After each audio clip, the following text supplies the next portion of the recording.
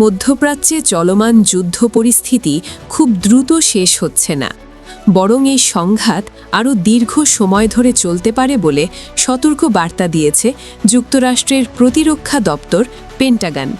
মার্কিন কর্মকর্তাদের মতে বর্তমান উত্তেজনা যদি একইভাবে চলতে থাকে তাহলে এই যুদ্ধ সেপ্টেম্বর মাস পর্যন্ত গড়াতে পারে। শুরুতে অনেকেই ধারণা করেছিলেন যে এই সংঘাত হয়তো কয়েক সপ্তাহের মধ্যেই শেষ হয়ে যাবে, কিন্তু এখন পরিস্থিতি ভিন্ন দিকে মোড় নিচ্ছে। সাম্প্রতিক সামরিক প্রস্তুতি এবং কৌশলগত পদক্ষেপ দেখে বিশ্লেষকরা মনে করছেন মধ্যপ্রাচ্য ধীরে ধীরে একটি দীর্ঘমেয়াদী সংঘাতের দিকে এগিয়ে যাচ্ছে। ওয়াশিংটনের সাম্প্রতিক পদক্ষেপগুলো সেই ইঙ্গিতই দিচ্ছে।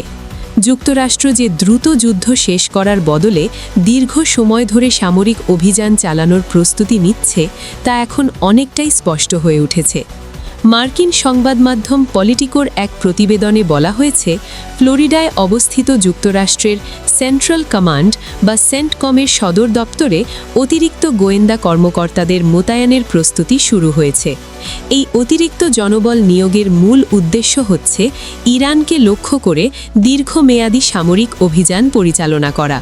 সূত্র বলছে অন্তত ১০০ দিনেরও বেশি সময় ধরে চলতে পারে এমন একটি বড় ধরনের সামরিক অভিযানের পরিকল্পনা নিয়েই এই গোয়েন্দা কর্মকর্তাদের চাওয়া হয়েছে।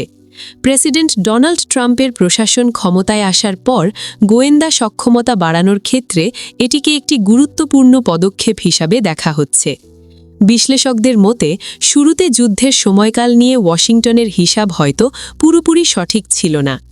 অনেকেই এখন মনে করছেন যুক্তরাষ্ট্র ধীরে ধীরে এমন এক সংঘাতের দিকে এগিয়ে যাচ্ছে যা সহজে শেষ হওয়ার সম্ভাবনা খুব কম।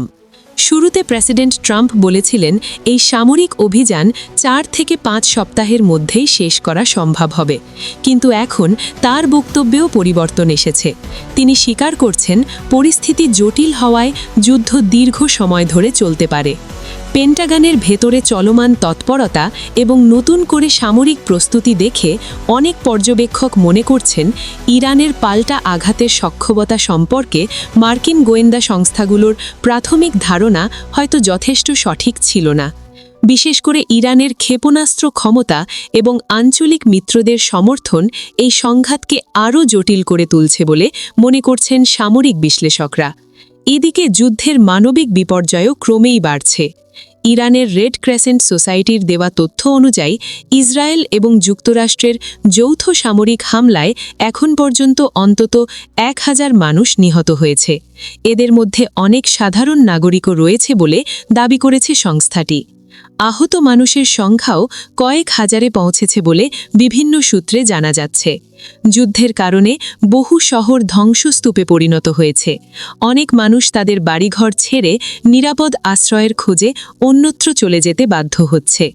মানবাধিকার সংগঠনগুলো বলছে যদি এই সংঘাত দীর্ঘ সময় ধরে চলতে থাকে তাহলে পুরো মধ্যপ্রাচ্য অঞ্চলে একটি বড় মানবিক সংকট তৈরি হতে পারে।